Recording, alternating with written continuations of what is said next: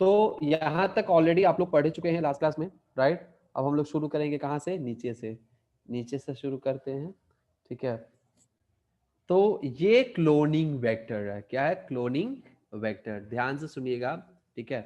Cloning vector हम किसको कहते हैं, तो यहाँ पे पढ़िएगा, ये वेक्टर किसको कहेंगे आपको पता है, वेक्टर क्या है, वेक्टर यानी ये फिजिक्स वाला वेक्टर नहीं है, मैथ वाला वेक्टर नहीं है, ये वेक्टर बायोलॉजी वाला है। और ये वेक्टर का मतलब होता है कैरियर, क्या होता है, कैरियर होता है। तो ये वेक्टर क्या है, प्लास्मिड है ना, क्या है, ये प्लास्मिड है। क्लोनिंग वेक्टर किसको कहेंगे, that we will understand. You know that plasmids and bacteriophages have the ability to replicate within the bacterial cell independent of the control of chromosomal DNA। क्योंकि यहाँ पे देखिए, ये जो हमारा बैक्टीरियल सेल है, इसमें क्या होता है, एक जेनेटिक मटेरियल होता है फ्री, ठीक है, और दूसरा होता है हमारा प्लास्मिड डीएनए। दूसरा क्या होता है, प्लास्मिड डीएनए, जिसपे ओरी होता है और बहुत सारे साइट्स होते हैं, that we will understand in the upcoming lecture, ठीक है, या आज ही हम लोग आगे भी पढ़ेंगे, ठीक है, प्लास्मिड के बारे में। तो ये जो हमारा जेनेटिक मटेरियल है और ये हमारा जो प्लास्मिड है, इस ये कुछ भी हो, इस प्लास्मिड से उसका कोई लेना देना नहीं है। प्लास्मिड मल्टीप्लाई होगा, सेल डिवाइड होगा तो प्लास्मिड भी यहाँ पे डिवाइड होगा, ठीक है।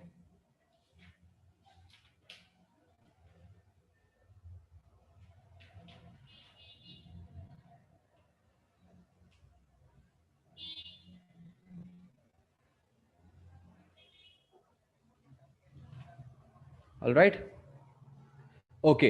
सो वही यहाँ पे बता रहा है कि नॉर्मली अगर बैक्टीरियोफेज हम किसको कहते हैं, बैक्टीरियोफेज वो वायरस होता है, ठीक है।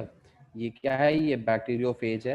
अब ये बैक्टीरियोफेज अगर इसके अंदर इसका जेनेटिक मटेरियल आ जाता है, जेनेटिक मटेरियल, क्योंकि ये जो हमारा ऑर्गेनिज्म है, ये कंप्लीटली बैक्टीरिया के अंदर एंटर नहीं करता है, क्या करता है, सिर्फ अपना जेनेटिक मटेरियल इस सेल के अंदर डाल देगा, है ना। जब ये जेनेटिक मटेरियल इसके अंदर डालेगा तो जेनेटिक मटेरियल अब क्या होगा, रेप्लिकेट होगा। फिर आउटर एक प्रोटीन, क्योंकि यहाँ पे जो इंफॉर्मेशन है ये क्या करेगा, प्रोटीन कोट बनाएगा और बैक्टीरियोफेज बन जाएंगे, और अंदर ही अंदर बहुत सारे बैक्टीरियोफेजेस यहाँ पे तैयार हो जाएंगे, है ना। देखते देखते बहुत सारे बैक्टीरियोफेजेस हो जाएंगे तैयार, ठीक है, बैक्टीरियोफेज।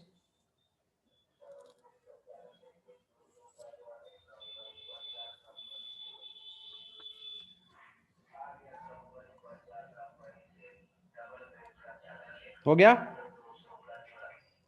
टेस्टी है, आई मीन समझ में आ रहा है। ये जेनेटिक मटेरियल यहाँ पे आया, जेनेटिक मटेरियल रेप्लिकेट हुआ और इसके आगे बना प्रोटीन कवरिंग, बैक्टीरियोफेज बन गया। तो बैक्टीरियल सेल के अंदर चाहे बैक्टीरियोफेज हो या प्लास्मिड हो, ये मल्टीप्लाई हो सकता है, क्या हो सकता है, मल्टीप्लाई, यानी अपना ये जो है यहाँ पे रेप्लिकेट हो सकता है, सिंपल सी बात है, ठीक है। उसको बैक्टीरियल क्रोमोसोमल डीएनए से उसको कोई लेना देना नहीं होता है, ठीक है। वही यहाँ पे कहने की कोशिश कर रहा है। Bacteriophages because of their high number per cell have very high copy number of their genome within the bacterial cell, ठीक है। Some plasmid may have only 1 or 2 copies per cell whereas other may have 15 to 100 copy per cell। यानी copy number किसको कहेंगे, एक cell है जिसके अंदर normal एक हमारा प्लास्मिड है, अब ये कितना नंबर बना रहा है, कितना यहाँ पे अंदर रेप्लिकेट हो रहा है, कॉपी नंबर है ये, कितना कॉपीज में वो कन्वर्ट हो रहा है। समझ में आ रहा है कॉपी नंबर क्या होता है, ठीक है। कॉपी नंबर क्या होता है, हम इसको हाईलाइट करते हैं, इंपॉर्टेंट है। कुछ कुछ कॉपी नंबर, जैसे मान लीजिए कॉपी नंबर आप लोगों को पढ़ने को आएगा, ठीक है, तो उस वक्त आप लोगों को कंफ्यूज नहीं होना कि कॉपी नंबर किसको कहेंगे, ठीक है। कितना वो कॉपी बना रहा है उसी को हम कहते हैं कॉपी नंबर। तो bacteriophage because of the high number per cell have very high copy numbers of their genome within the bacterial cell। Genome, क्योंकि यहाँ पे कॉपी क्या होता है, ये जो बैक्टीरियोफेज का जो जीनोम है, ये बैक्टीरियोफेज जेनेटिक मटेरियल है, वो कॉपी होता है, उसके बाद वो प्रोटीन कोड अपना बना लेता है ना। तो वो क्या होगा, जेनेटिक मटेरियल का कॉपी होगा। तो कितना कॉपी नंबर है, तो एक्चुअली बैक्टीरियोफेज का कॉपी नंबर ज्यादा होता है कंपेयरिंग टू प्लाज्मिड। बिल्कुल सेम है, सेम है, कोनो अंतर नहीं है, ठीक है, दोनों सेम है।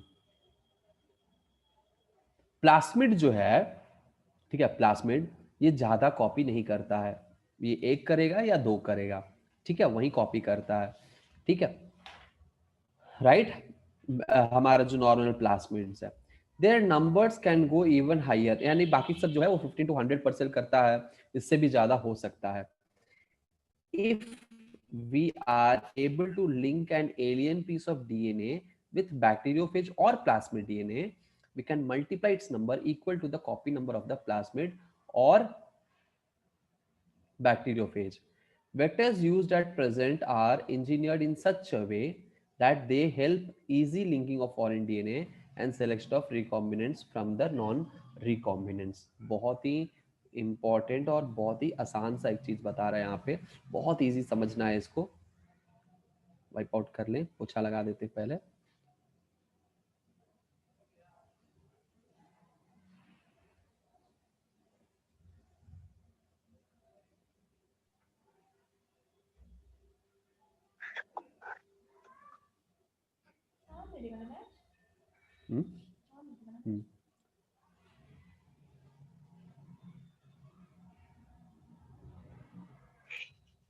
ऑलराइट, तो यहाँ पे देखिए, किसी का अगर ऑडियो ऑन है, किसका ऑन है, तो योगेश का, तो ऑफ कर लीजिए, ठीक है, या थैंक यू। अब देखिए यहाँ पे क्या कहने की कोशिश कर रहा है, यहाँ पे vectors used at present are engineered in such a way that they help easy linking of foreign DNA। अब अगर बता रहा है कि एक नॉर्मली एक या दो करता है, यहाँ पे अगर हम इस प्लास्मिड पे अपना जीन ऑफ इंटरेस्ट डाल देते हैं, if we are able to link an alien piece of DNA with bacteriophage or plasmid DNA, we can multiply its numbers equal to the copy number of the plasmid। यानी जो gene of interest है, यानी मान लीजिए कि ये हमारा छोटा सा टुकड़ा है, ये जीन ऑफ इंटरेस्ट है, ठीक है। बैक्टीरियोफेज का कॉपी नंबर क्या है, बैक्टीरियोफेज का कॉपी नंबर है, मान लीजिए 50 to 100, मान के चलते हैं अप्रोक्सीमेटली, इससे भी ज्यादा हो सकता है, ठीक है, 15 to 100, 50 to 100। हमारे पास जीन ऑफ इंटरेस्ट एक ही है यहाँ पे। अगर हम बैक्टीरियोफेज के जेनेटिक मटेरियल पे, इस पे अगर हम क्या करते हैं, इस बैक्टीरियोफेज पे ये जीन ऑफ इंटरेस्ट हम डाल देते हैं, तो जितना कॉपी नंबर इसका है बैक्टीरियोफेज का, उतना ही कॉपीज में हमारा जीन ऑफ इंटरेस्ट प्रोड्यूस होगा। बोलो हाँ या ना, बोलो हाँ या ना, होगा, बिल्कुल होगा। वैसे ही प्लास्मिड में अगर हम अटैच कर देते, यहाँ पे हमने क्या कर दिया, अटैच कर दिया। प्लास्मिड जब हम अटैच कर देते हैं, तो जितना कॉपी नंबर प्लास्मिड का होगा, उतना जीन ऑफ इंटरेस्ट हमें मिल जाएगा, है ना। तो वही यहाँ पे कहने की कोशिश करते, उतना हमें मिल जाएगा। Vectors used at present are engineered in such a way that they help easy linking of foreign DNA and selection of recombinant and non-recombinant। यानी आजकल जेनेटिक इंजीनियरिंग में बहुत सारी चीजें ऐसी है,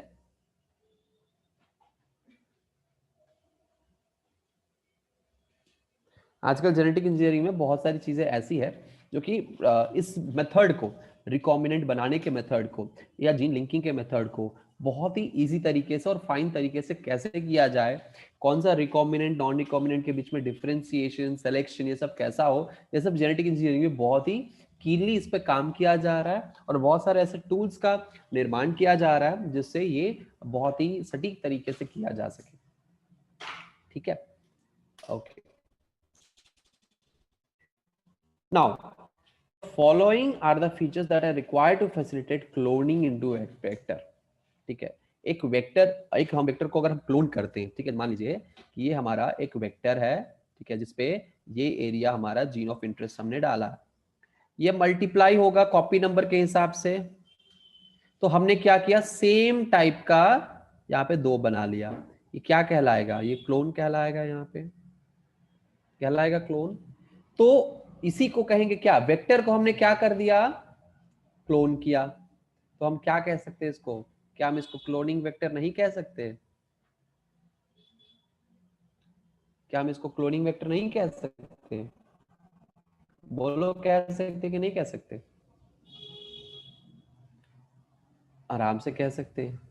ठीक है, जो भी प्रॉब्लम है आप लोग चैट बॉक्स में अपना आंसर देते जाइएगा, चैट का रिप्लाई करते जाइएगा, है ना। चलो, तो क्लोनिंग वेक्टर अब कैसे, क्या क्या फीचर्स हैं, ठीक है, जिससे हम क्लोन कर सकते हैं वेक्टर को, क्या क्या ऑप्शंस अवेलेबल हैं इस वेक्टर पे, क्या क्या होता है, ये सब चीजें हम लोग देखने वाले हैं, क्या प्रोसेस है, राइट। तो पहले ऑरिजिन ऑफ रेप्लिकेशन, हमने क्लास के स्टार्टिंग में ही बहुत महीना पहले सॉरी बहुत लेक्चर, 2-3 लेक्चर पहले जब स्टार्ट किए थे क्लास, तो हमने बताया था कि प्लास्मिड जो होते हैं इस पे एक ऐसा साइट होता है जिसको हम इंडिकेट करते हैं ORI से, जिसको हम कहते हैं ओरी। फुल फॉर्म है origin of replication, short form में हम इसको ओरी कहते हैं, ठीक है। फुल में क्या है, origin of replication. So this is a sequence from where replication starts, and any piece of DNA when linked to this sequence can made to be replicate within the host cell। यानी ये ऐसा point है, ऐसा sequence कुछ, मतलब यहाँ पे ये जेनेटिक मटेरियल है तो यहाँ पे जेनेटिक सीक्वेंस होगा, तो ये कुछ ऐसा यहाँ पे जेनेटिक सीक्वेंस है, क्योंकि प्लास्मिड क्या होता है, ये भी एक तरह का जेनेटिक मटेरियल ही है। जेनेटिक मटेरियल कहें या फिर हम कह सकते हैं कि ये भी न्यूक्लियोटाइड से ही बना है, न्यूक्लिक एसिड ही। तो यहाँ पे भी सीक्वेंस होता है, क्या होता है, यहाँ पे भी सीक्वेंस होगा, यानी इस सीक्वेंस को हम कह सकते हैं कि ओरी है ये, ओरिजिन ऑफ क्या है, रेप्लिकेशन। देखो यहाँ पे है, यहाँ से यहाँ तक सीक्वेंस है, ये हम क्या कहें, हमने बोला इसको ओरी, यानी ओरिजिन ऑफ रेप्लिकेशन। आई बात समझ में।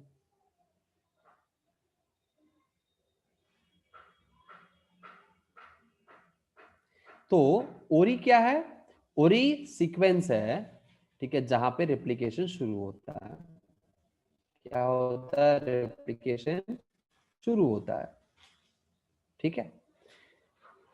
अब हम लोग क्या करेंगे, अगर किसी चीज को अगर रेप्लिकेट करवाना है हमें, हम क्या करेंगे, इस सीक्वेंस के साथ हम उसको जोड़ देंगे, है ना।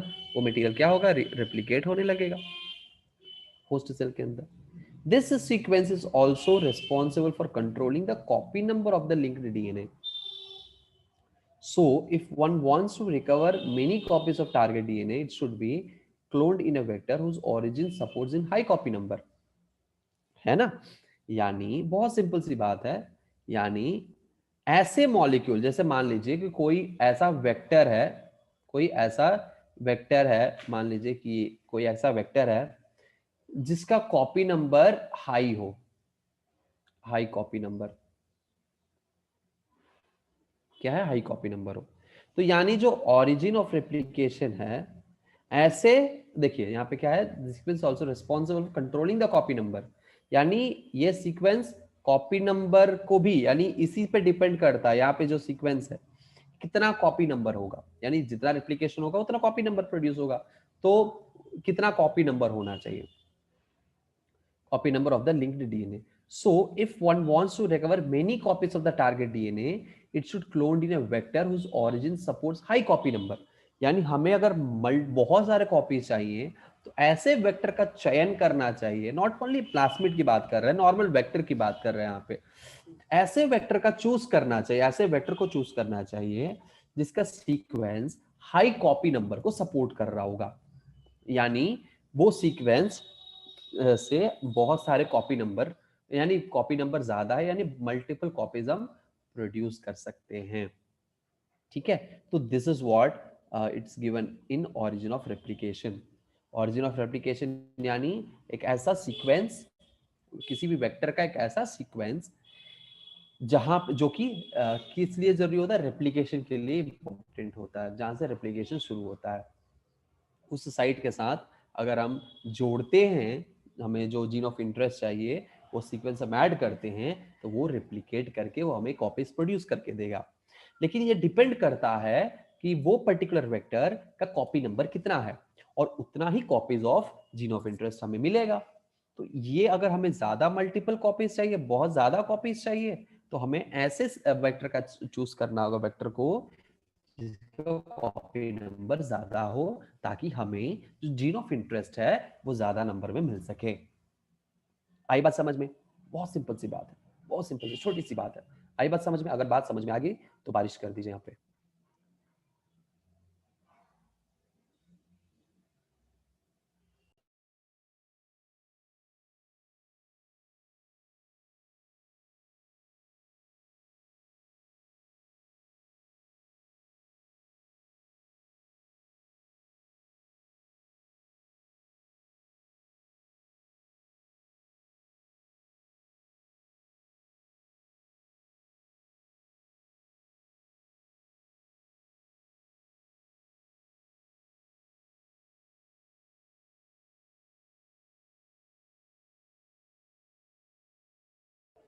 मुझे तो बाढ़ लाना था, लेकिन आपने सिर्फ बूंदाबांदी किया। कोई बात नहीं, आगे बढ़ते हैं।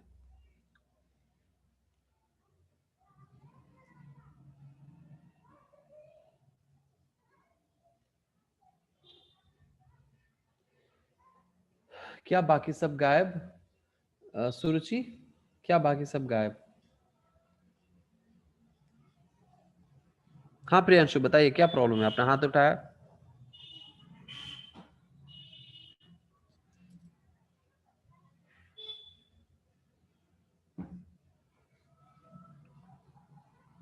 क्या दिक्कत है प्रियांशु, बताइए।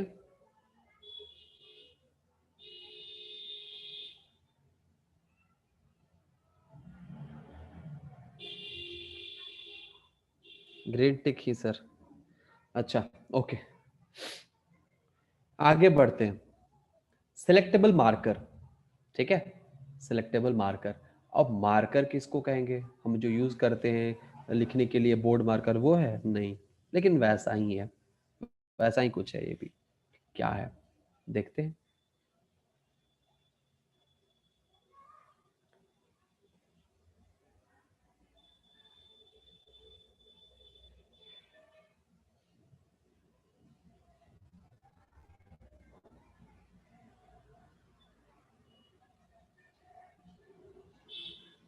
ओके, तो ये जो मार्कर है, सिलेक्टेबल मार्कर, किसको कह रहा है?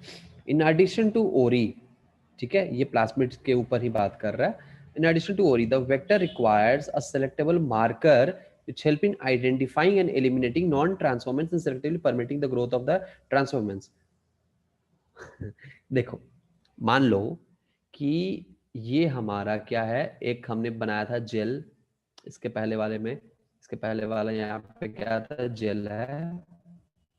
इस जेल में, ठीक है, इस जेल में क्या है कि कुछ ऐसे सीक्वेंस हैं जो हमें चाहिए यहाँ पे जेल में, ठीक है, कुछ ऐसे सीक्वेंस चाहिए जो हमें चाहिए। अब उस सीक्वेंस को हम इस डीएनए में क्या नहीं कर सकते, उस सीक्वेंस को इस डीएनए में इतने सारे फ्रैगमेंट मिले हैं, हम आइडेंटिफाई नहीं कर सकते। तो हम कैसे आइडेंटिफाई करेंगे इसको? सिंपल सा टेक्निक कुछ होना चाहिए ना जिससे हम आइडेंटिफाई कर सकें। कुछ ऐसा तो होना चाहिए जिससे हम पर्टिकुलर जो डीएनए हमें चाहिए वो हम आइडेंटिफाई कर सकें। तो क्या है? कलर। कलर कर लेंगे हम।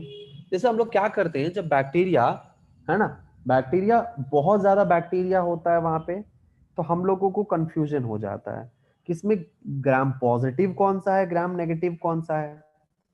उसके लिए हम लोग क्या करते हैं, उसके लिए हम लोग करते हैं कि डाई कर देते हैं। चलो डाई कर देंगे, जो स्टेन पकड़ लिया वो पॉजिटिव, जो छोड़ दिया वो नेगेटिव, जो कलर आ गया वो पॉजिटिव, कलर जिसमें नहीं आया वो नेगेटिव, है ना। ये हम लोग करते हैं बैक्टीरिया को आइडेंटिफाई करने के लिए।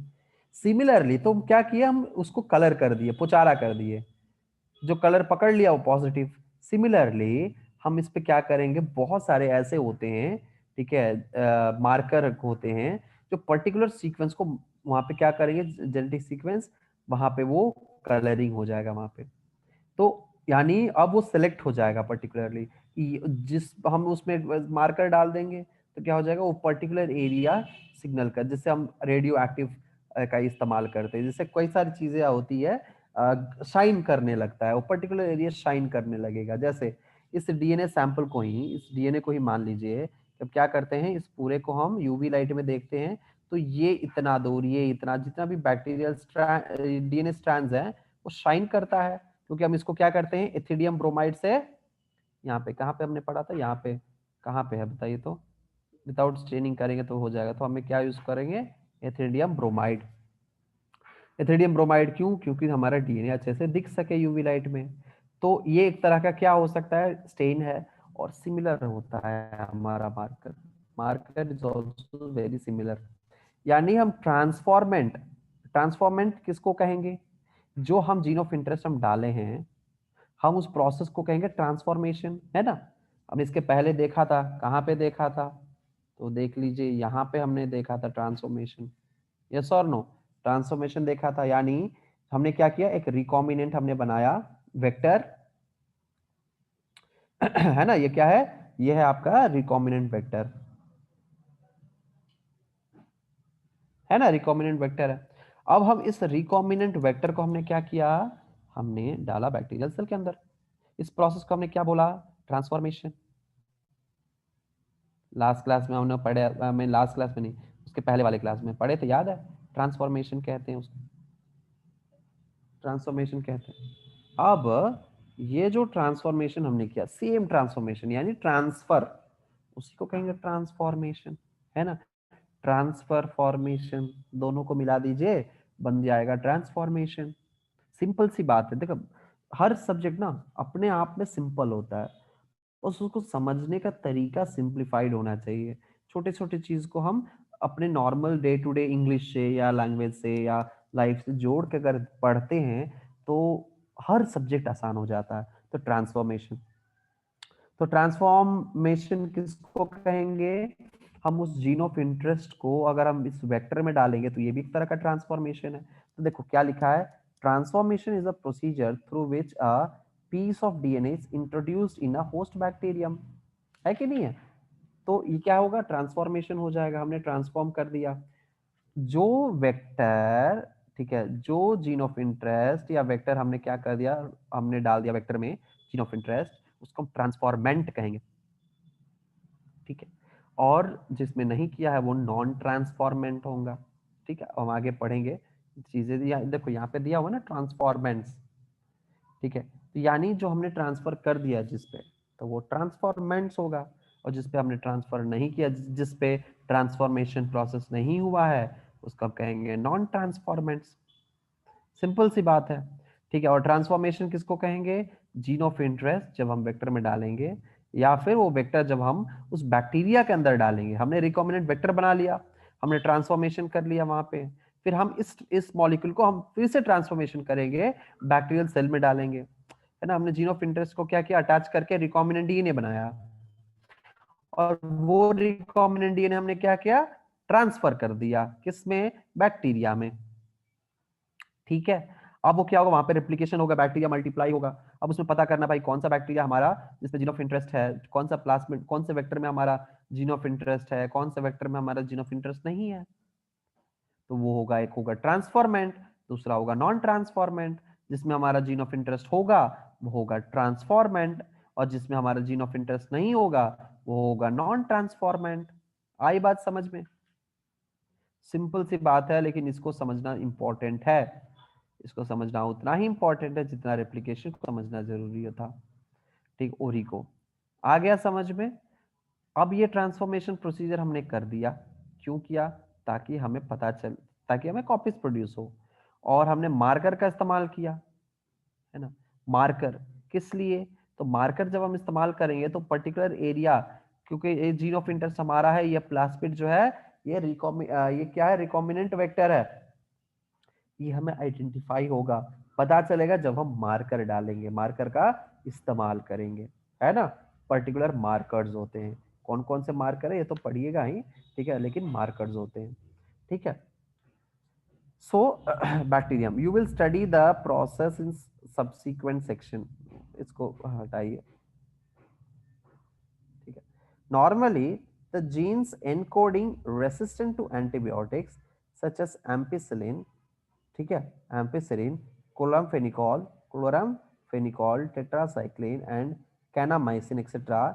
are considered useful selectable markers for E. coli. The normal E. coli cells do not carry resistant against any of these antibiotics. अब हम क्या करते हैं, नॉर्मल जो वेक्टर होता है, जो plasmid vector normal, non transformant normal कहलाएगा ना। तो यहाँ पे जो नॉर्मल हमारा जो वेक्टर है वो क्या है, वहां पे जो नॉर्मल हमारा वेक्टर है एक सेकेंड,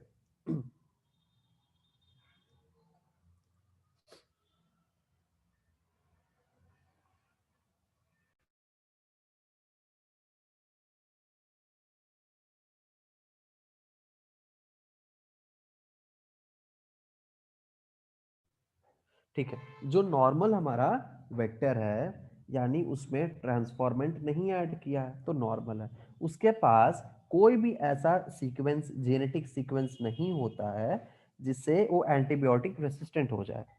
जैसे एंटीबायोटिक्स हमारा क्या होता है, एम्पिसिलिन एंटीबायोटिक है ना, टेट्रासाइक्लिन एंटीबायोटिक है, केनामाइसिन एंटीबायोटिक है, क्लोरामफेनिकोल एंटीबायोटिक है। और एंटीबायोटिक जो होता है वो किस लिए होता है, हमने ड्रग्स में पढ़ा था, मेडिसिन में, यानी एंटीबायोटिक जब हम डिजीज पढ़ा रहे थे तो हमने बताया कि एंटीबायोटिक दिया जाता है इन्फेक्शन जब होते हैं, कोई भी बैक्टीरियल इन्फेक्शन, कोई भी वायरस के लिए नहीं दिया जाता एंटीबायोटिक। अगर कोई वायरस के लिए दे रहा है एंटीबायोटिक, मतलब क्या कर रहा है, बेकार कर रहा है। एंटीबायोटिक को क्यों नहीं दिया जाता, ये आप लोग बहुत स्मार्ट हो, आप लोग जानते हो ना, बताओ मुझे, चैट बॉक्स में आंसर दो कि क्यों एंटीबायोटिक वायरस को नहीं दिया जाता है।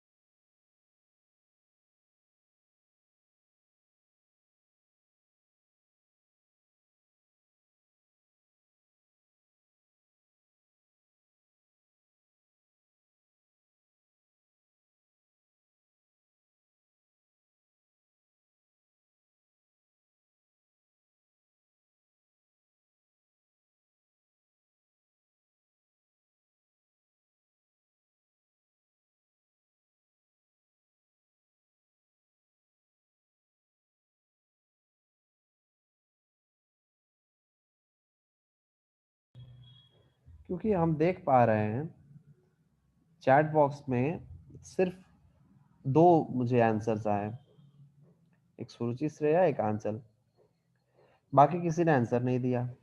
हम देख पा रहे हैं कि बाकी किसी को समझ में नहीं आ रहा है क्या, या बाकी कोई डिजीज चैप्टर पढ़ा ही नहीं है।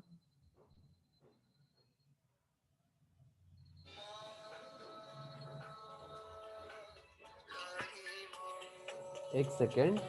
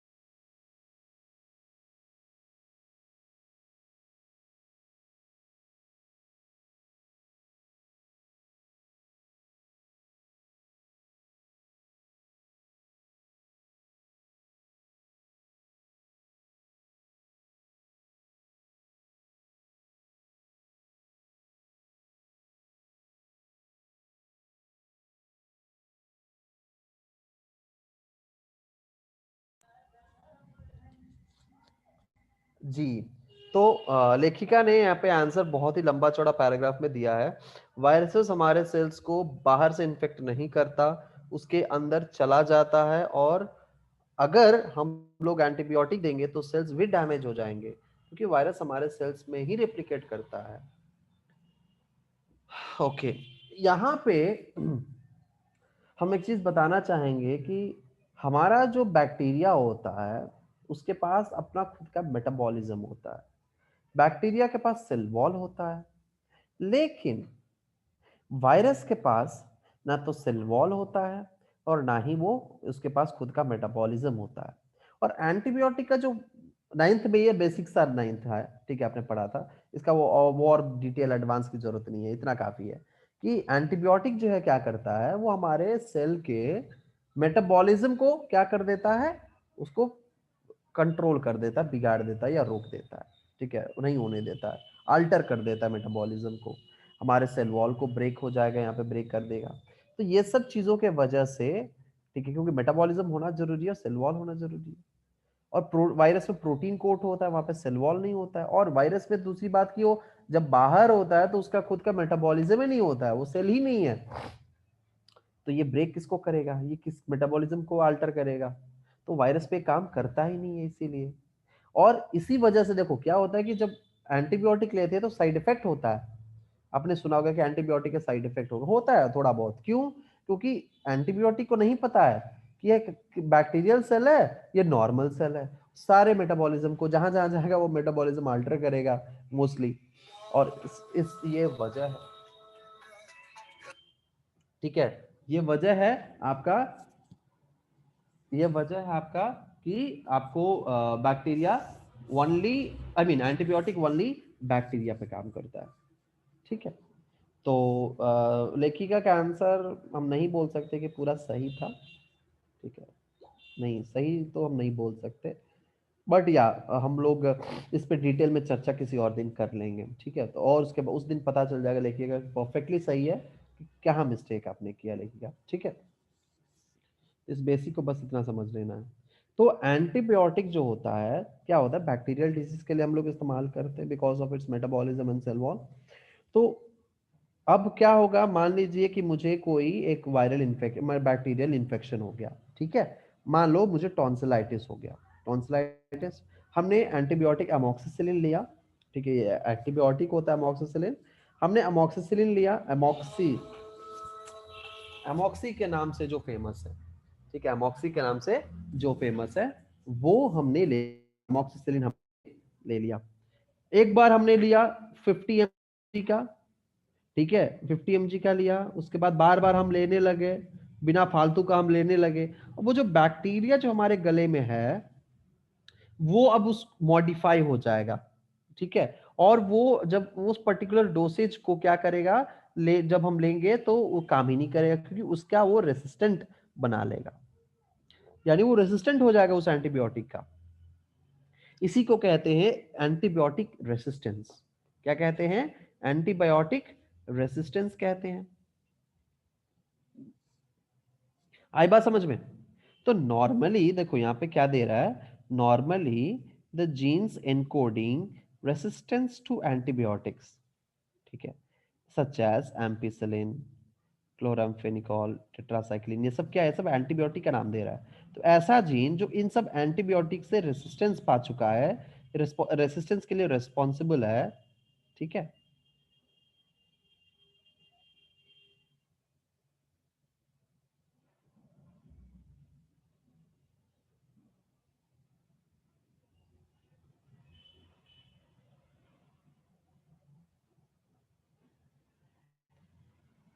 ठीक है, यानी ये क्या है हमारा, यहाँ पे genes encoding resistance to antibiotics such as ampicillin, chloramphenicol, tetracycline and kanamycin etcetera considered useful selectable marker.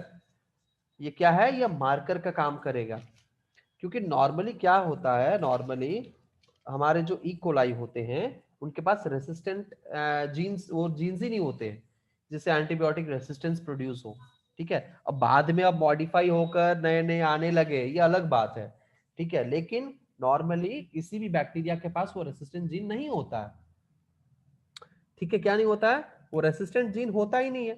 तो हम क्या कर सकते हैं, हम इसको एज अ मार्कर हम इस्तेमाल कर सकते हैं।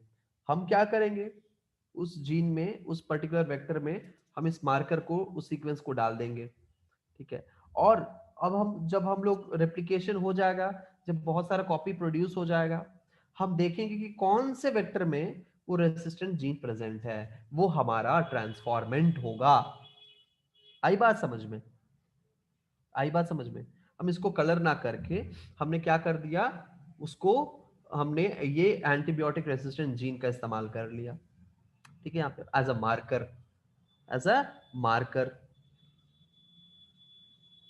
ठीक है, सो इकोलाई के लिए ये बता रहे हैं हम, इकोलाई जो बैक्टीरिया होता है उसका, राइट। तो हम इसको मार्कर के रूप में इस्तेमाल कर सकते हैं।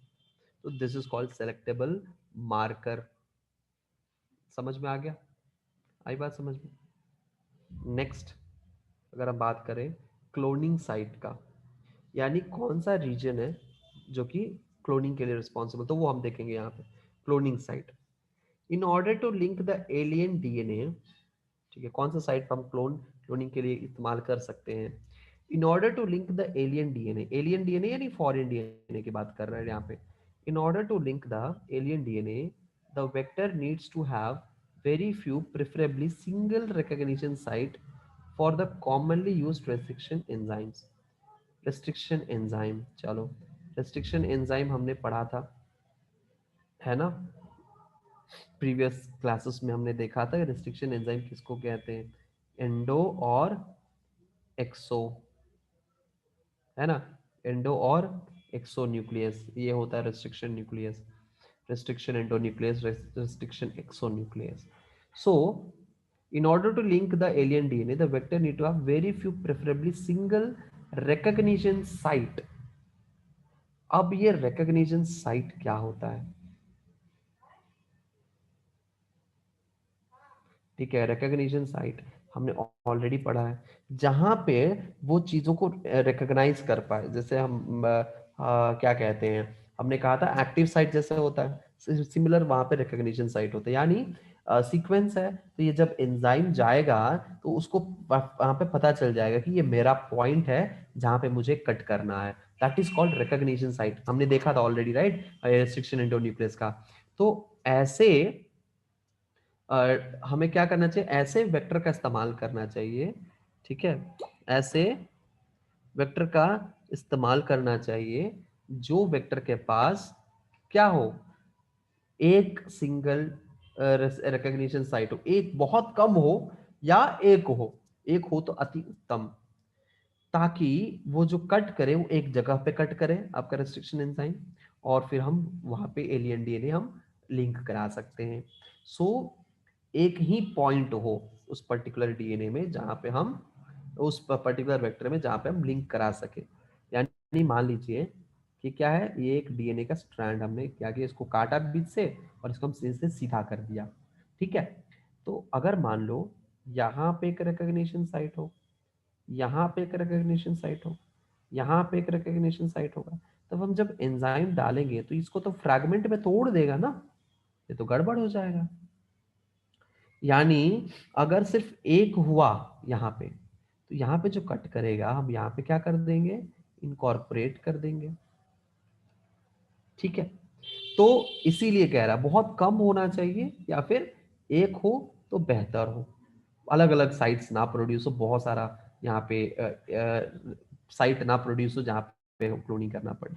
तो क्लोनिंग साइट किसको कहेंगे, क्लोनिंग साइट वो जगह है जहाँ पे हम वो ऐड करने वाले हैं, हम किसको, एलियन डीएनए को। अरे समझ, बात समझ में? हम्म,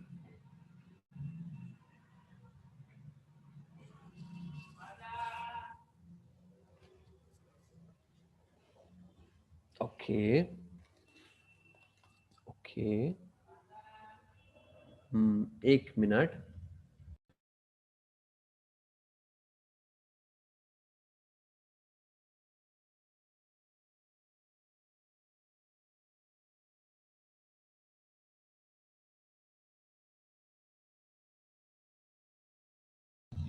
ठीक है, अब देखो, तो वही यहाँ पे बता रहा है, in order to link the alien DNA the vector needs to have very few preferably single recognition sites for the commonly used restriction enzymes. Presence of more than one recognition sites within the vector will generate several fragments. मैंने कहा ना बहुत सारा fragment यहाँ पे बना देगा, several fragments which will complicate the gene cloning.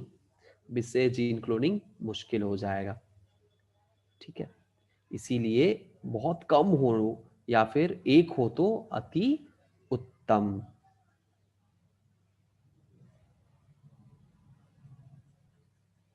आ रही है बात समझ में? और अगर मल्टीपल फ्रैगमेंट प्रोड्यूस हो गया तो यहाँ पे एडिशन, हम जो ऐड करेंगे वेक्टर एडिंग होगा, बड़ा प्रॉब्लम हो जाएगा। कितना मतलब कितने साइड पे हम उसको ऐड करें? ऐड करना है इतने सारे साइड पे ऐड कीजिएगा नहीं ना, क्योंकि हम काट क्यों रहे हैं, क्यों कट कर रहे हैं? ताकि वहां पे हम अपने जीन ऑफ इंटरेस्ट को डाल सके। तो इतना जगह पे कट हो जाएगा तो कितना जीन ऑफ इंटरेस्ट डालेगा? क्या पॉसिबिलिटी है वहां पे कितना हम जीन ऑफ इंटरेस्ट डालें? यहाँ पे सब में जीन ऑफ इंटरेस्ट डालना जरूरी है, ऐसा कुछ है? बहुत सारी चीजें कॉम्प्लिकेशन आ जाएगा। तो इसीलिए अगर कम हो तो सही हो, ठीक है। तो सेवरल फ्रैगमेंट प्रोड्यूस हो जाएगा which will complicate the gene cloning, right. The ligation of alien DNA, ligation का मतलब होता है यहाँ पे अटैचमेंट। क्या होता है? अटैचमेंट होता है, यानी जोड़ना, ठीक है। जोड़ना, लाइगेट करना, इसको हम कहते हैं लाइगेट करना, यानी लाइगेशन करना। और ये कौन करेगा? ये एक एंजाइम है हमारा, लाइगेज, वही करेगा ना। मॉलिक्यूलर गम जिसको हम कहते हैं, गम यानी दुख वाली गम नहीं, ये पेस्ट वाला गम है, ठीक है। मॉलिक्यूलर गम, गम, ठीक है, गम कहते हैं इसको, ये गम है, ठीक है। तो गम वाला गम है, यहाँ पे डॉट आएगा शायद, आई डोंट नो, ठीक है। एनीवेज, तो मॉलिक्यूलर गम कहते हैं, तो लाइगेशन उसी के मदद से होता है, ठीक है। The ligation of alien DNA is carried out at a restriction site present in one of two antibiotic resistance genes. Which means यहाँ पे क्या कहने की कोशिश कर रहा है? The ligation, हम alien DNA को ligate करेंगे, carried out at a restriction site present in one of the two antibiotic resistant genes. So यहाँ पे हम क्या करेंगे? जो एंटीबायोटिक रेसिस्टेंट जीन्स है, ठीक है, एंटीबायोटिक रेसिस्टेंट जीन्स है, हम क्या करेंगे? इस एंटीबायोटिक, तो वहीं पे लाइगेशन वहीं होगा, ठीक है, वहीं पे होगा जहां पे मतलब इस प्लेस पे। तो यहाँ पे क्लोनिंग साइट्स के बारे में बता रहा है, किस जगह पे हम क्लोन कर सकते हैं। So the ligation of alien DNA is carried out at a restriction site present in one of the two antibiotic resistant genes, two antibiotic resistant genes। यहाँ पे देखो ये क्या है? AMPR लिखा है, TETR लिखा है ना। तो ये क्या है? इस ये जो ये यहाँ से लेकर यहाँ तक ये क्या है? एम्पिसिलिन रेसिस्टेंट जीन है। ये क्या है? एम्पिसिलिन रेसिस्टेंट जीन है, और इसीलिए AMPR से इंडिकेट कर रहा, आर यानी ये क्या है? रेस्ट्रिक्शन साइट एम्पिसिलिन का, ठीक है। और ये देखो टीईटी है, TTR यानी टेट्रासाइक्लिन,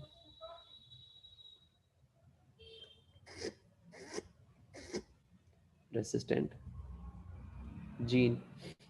आई बात समझ में?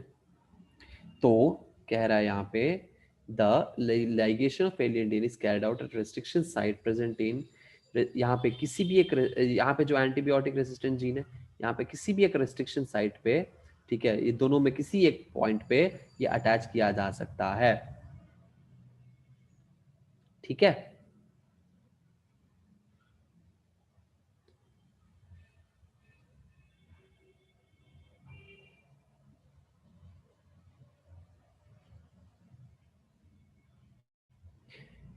मतलब the ligation of alien DNA is carried out at a restriction site present in one of the two antibiotic resistant genes, जो resistant genes है उसमें. For example, you can ligate a foreign DNA at a BAM-HY site. BAM-HI, ये जो यहाँ पे देखो tetracycline का ये पर्टिकुलर जो सीक्वेंस है, ये क्या है, ये मान लो कुछ area BAM-HI. BAM-HI is a what? BAM-HI is a site. ठीक है, BAM-HI क्या है, एक साइट है. किसके ऊपर है, ये टेट्रासाइक्लिन के ऊपर है ना. सो क्या बोल रहे हैं यहाँ पे, you can ligate a foreign DNA at BAM-HI site of tetracycline resistant gene in the vector PBR322. ये जो वेक्टर है ये है PBR322. क्या है, PBR322, ये नाम है वेक्टर का. क्यों ऐसा है भाई, इसके ऊपर चर्चा होना चाहिए, क्यों इसका नाम है. हमने ऑलरेडी देखा कि जो एंजाइम होते हैं उसके नोमेनक्लेचर हमने देखा कि एंजाइम के नाम ऐसे क्यों है. ठीक है, जैसे इकोर आई, हिंड 3, BAM-HI. ठीक है, तो हम यहाँ पे क्या कर सकते हैं, तो PBR का भी नाम वो कुछ होना चाहिए, मतलब होना चाहिए. ठीक है, मतलब हम समझ लेंगे कि क्या है. ठीक है, PBR का मतलब क्या है, यहाँ पे किसी को अगर पता है तो बताइए, देखते हैं कितना लोग यहाँ पे सही बताते हैं इसका मतलब कि PBR का फुल फॉर्म क्या हो सकता है. कोई है यहाँ पे जो बताएगा? एनीवेज, अगर हो सके तो बता दीजिएगा, चैट बॉक्स में डालिए, नहीं तो फिर हम तो बताएंगे ही. You can ligate a foreign DNA at a BAM-HI site of tetracycline resistant gene in the vector PBR322. The recombinant plasmid will lose tetracycline resistance due to the insertion of foreign DNA, but can still be selected out for a non-recombinant once by plating the transformant on the ampicillin containing medium. ध्यान से सुनिएगा. ठीक है, अगर हम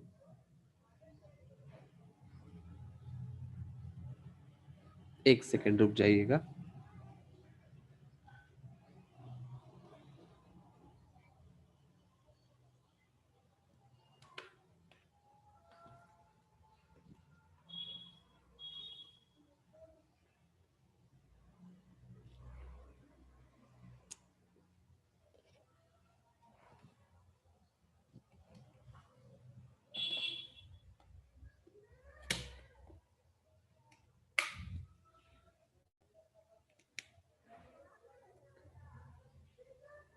okay, सो या chat में यहाँ पे आया है पीपल बायोडाइवर्सिटी रजिस्टर है.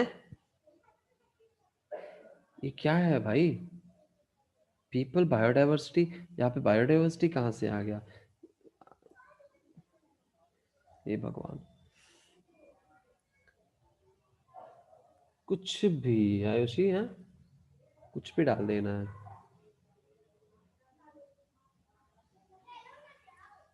प्लास्मिड बॉलिवर रोड्रिग्वेज, ओके, साउंड्स इंटरेस्टिंग, देखते हैं.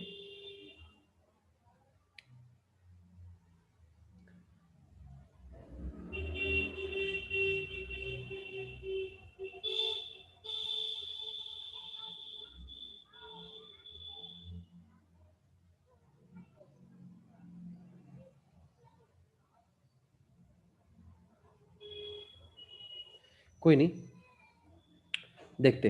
तो क्या होता है कि मान लो कि ये कुछ सीक्वेंस है, हमने क्या कर दिया, यहाँ पे हमने कुछ अटैच कर दिया. ठीक है, तो जब यहाँ पे कोडिंग होगा, जब mRNA बनेगा या इसका इसका जो कोडिंग होगा, तो क्या यहाँ से ये बीच में ऑब्स्टेकल्स आ गया, ऑब्स्ट्रक्शन आ गया, तो ये टेट्रासाइक्लिन रेसिस्टेंट जीन के बीच में हमने कुछ और ऐड कर दिया, तो क्या ये कंप्लीटली टेट्रासाइक्लिन रेसिस्टेंट जीन अब रह जाएगा, प्योर जीन? क्या ये टेट्रासाइक्लिन अब रेसिस्टेंट हो जाएगा? नहीं रहेगा, क्योंकि बीच में हमने इसके ऑब्स्ट्रक्शंस लगा दिए, हमने BAM-HI से. ठीक है, हमने क्या कर दिया, BAM-HI जो साइट है, रेस्ट्रिक्शन साइट, ठीक है, BAM-HI, इस साइट पे हमने क्या डाल दिया, टेट्रासाइक्लिन पे, इस साइट पे हमने वो फॉरेन DNA अटैच कर दिया. जब अटैच किया तो पहले ये टेट्रासाइक्लिन रेसिस्टेंट जीन था, लेकिन अब क्योंकि हमने इंसर्शन किया है फॉरेन DNA का, ये अब टेट्रासाइक्लिन रेसिस्टेंस नहीं रहेगा, ये अपना कैपेसिटी ऑफ टेट्रासाइक्लिन रेसिस्टेंट ये अपना कैपेसिटी को लूज कर देगा। आ रही बात समझ में? क्योंकि हमने इंसर्ट किया है फॉरेन डीएनए को, लेकिन फिर भी क्योंकि यहाँ पे एम्पेसिलिन रेसिस्टेंट जीन अभी अवेलेबल है, ये डिस्टर्ब नहीं है, हम इसको क्या यूज कर सकते हैं? एज ए नॉन ट्रांसफॉर्म हम यूज कर सकते हैं, ठीक है। लेकिन ट्रांसफॉर्मेंट होगा एम्पेसिलिन कंटेनिंग मीडियम का, यानी एम्पेसिलिन, अच्छा ट्रांसफॉर्मेंट और नॉन ट्रांसफॉर्मेंट समझ गए, लेकिन टेट्रासाइक्लिन के रिगार्ड्स में बात करें तो ये नॉन ट्रांसफॉर्मेंट हुआ, बट ये एम्पेसिलिन के रिगार्ड्स में ट्रांसफॉर्मेंट है, ठीक है, वही यहाँ पे बता रहा है। तो ये सब चीजें ना डिटेल, ये सब बारीकियां और ये सब जो भी डिटेलिंग है, ठीक है, आपको ये हम आपको बताएंगे, ठीक है।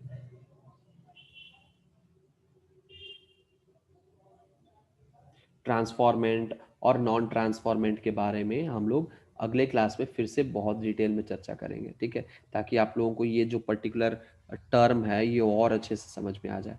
आज इस पैराग्राफ को कंप्लीट करके क्लास को एंड करेंगे, बट अगले क्लास में ट्रांसफॉर्मेंट के बारे में हम लोग थोड़ा सा 10 मिनट तक या 5-10 मिनट बहुत सारे एग्जाम्पल्स के साथ हम लोग चर्चा करेंगे, यानी कल होगा शायद, देख लीजिएगा कि रूटीन क्या है, ठीक है, कल होगा या नहीं होगा, I don't know, but may be अगले क्लास में जब भी हो तब हम लोग डिस्कस करेंगे, ठीक है।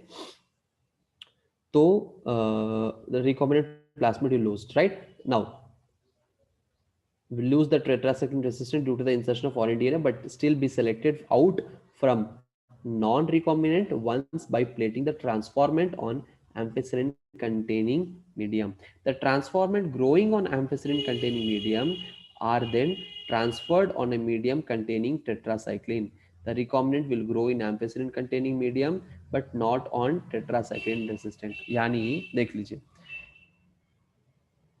यहाँ पे देखो, द ट्रांसफॉर्मेंट जो हम डाल रहे हैं growing on ampicillin containing medium are then transferred on a medium containing tetracycline. The recombinant will grow on ampicillin containing medium but not on the tetracycline containing. यानी टेट्रासाइक्लिन जो रेसिस्टेंस था, हमने जब बामेचाई ऐड किया तो टेट्रासाइक्लिन का जो resistance था वो तो चला गया, खत्म हो गया। यानी अब ऐसा मॉलिक्यूल, ठीक है, को हम अगर हम ग्रोथ कराते हैं, ठीक है, तो टेट्रासाइक्लिन रेसिस्टेंस जिसमें है, ठीक है, वो वहां पे ग्रो कर जाएगा, ग्रो करेगा, क्योंकि वहां पे रेसिस्टेंस ही नहीं है, ठीक है।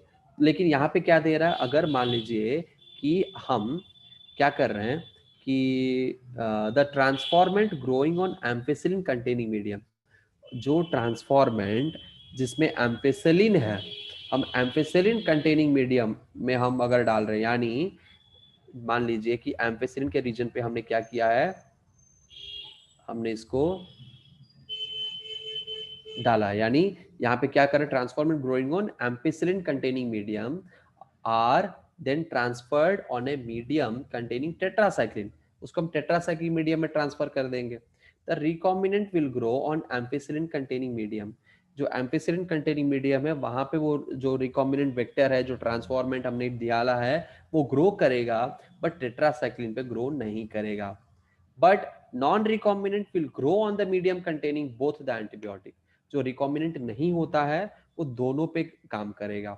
In this case one antibiotic resistant gene help in selecting transformant whereas other the antibiotic resistant। इस पॉइंट को और आगे के इस पैराग्राफ को यहां तक हम लोग अगले क्लास में पढ़ेंगे। थोड़ा सा हम इस ट्रांसफॉर्मेंट और नॉन ट्रांसफॉर्मेंट के बारे में थोड़ा सा डिस्कस कर लें, ठीक है, नॉन ट्रांसफॉर्मेंट के बारे में डिस्कस कर लें, उसके बाद इस पैराग्राफ को हम लोग आगे बढ़ाएंगे, तब समझ में आएगा, नहीं तो ऐसा लगेगा कि सिर्फ रीड आउट करके हम निकल रहे हैं, ठीक है, और ऐसा नहीं होना चाहिए, ठीक है। तो इसीलिए इन दोनों टर्म्स के बारे में बेहतर अंडरस्टैंडिंग बहुत जरूरी है कि इस पूरे पैराग्राफ और आगे के लेक्चर समझ में आएगा, ठीक है। तो आज के लिए बस इतना ही, मिलते हैं अगले क्लास में। आई होप आपका ये आज का जो लेक्चर है आप लोगों को समझ में आया होगा। मिलते हैं अगले क्लास में, तब तक अपना ख्याल रखिए, खुश रहिए, और happy Diwali to all of you. Bye bye.